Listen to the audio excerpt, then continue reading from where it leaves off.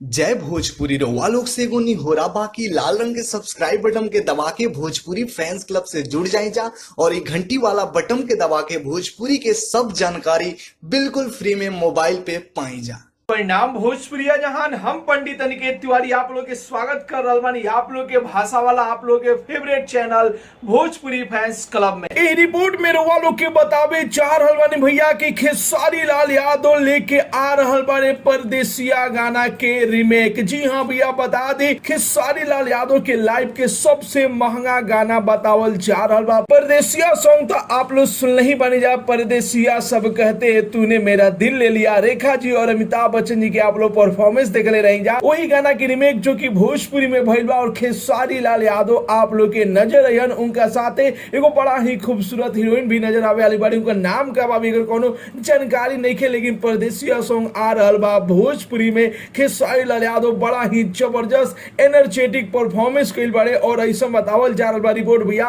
कि खेसारी लाल यादव के लाइव के सबसे महंगा बा जोन गाना हम भोजपुरी ऑफिशियल यूट्यूब चैनल पर रिलीज हुई। गाना के आप लोग कई गो फोटो भी जो कि वायरल भइल बा और खेसारी लाल यादव कुछ दिन पहले जो कि एगो छोटा सा क्लिप भी शेयर कैले रहन, जिसे कि आप लोग भी स्क्रीन पर देख पा रहे हो। हम तो आप लोग के बता दी कि गाना बहुत जल्द आप लोग के बीच में आवे जा रहल बा। जो गाना के रिकॉर्डिंग और शूटिंग कंप्लीट हो चुकल बा।